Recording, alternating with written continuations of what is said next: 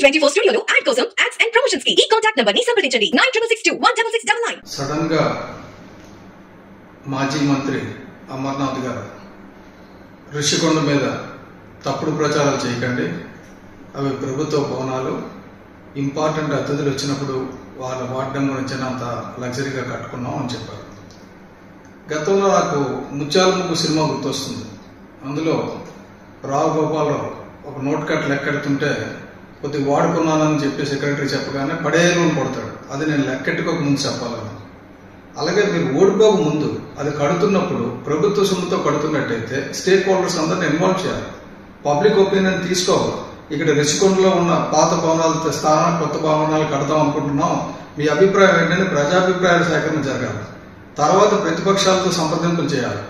చేసిన తర్వాత ఎవరికి ఎంత ఖర్చు అవుతుందో లెక్కేసి అది పర్ఫెక్ట్ గా ఖర్చు అవుతుందో లేదో చూడాలి. అవన్నీ మానేసి మా రెడ్డి గారు అసలు ఓడిపోరు, శాశ్వతంగా 30 ఏళ్ళు మా రెడ్డి గారు ఉంటారు, ఇది రెడ్డి రాజ్యం స్టార్ట్ అవుతుంది, ఇక్కడి నుంచే పాలిస్తారు, మా అయ్యగారికి కొండ మీద చూస్తే బాగుంటుందని చెప్పి ఇల్లు కట్టుకొని ఇప్పుడు ఓడిపోయిన తర్వాత ఈ కబుర్లు ఆడితే ఎవరు నమ్ముతాడా? అసలు నువ్వు ఎందుకు ఓడిపోయావు నీకు తెలుసా?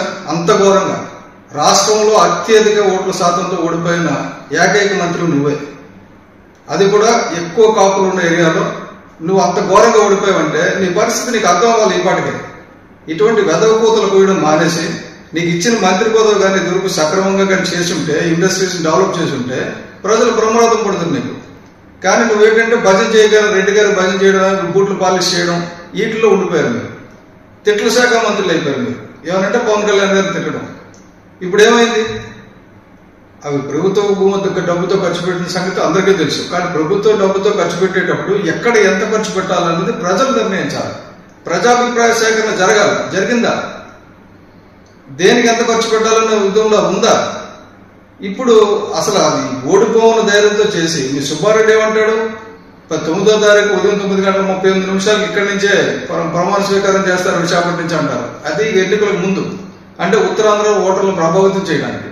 అలాగే మీ జగన్మోహన్ రెడ్డి గారు అంటారు నేను ఇక్కడి నుంచే పరిపాలన సాగిస్తాను, ఇదే రాజధాని అని చెప్పేసి. ఇలాగ ఇష్టం వచ్చినట్టు మా అధికారంలో ఉన్నప్పుడు ఒకసారి ఒకలాగా, ప్రతిపక్షంలో ఉన్నప్పుడు ఒకలాగా, రోడ్డు మీద ఉన్నప్పుడు ఒకలాగా కాకుండా కాస్త పారదర్శకత మెయింటైన్ చేయండి. విషయం మీద దృష్టికి రండి.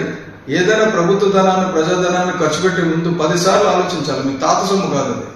కాబట్టి ఇటువంటి చెత్త మాటలన్నీ కట్టుపెట్టి మీరు చేసింది తప్పు ఒప్పుకుంటే మంచిది.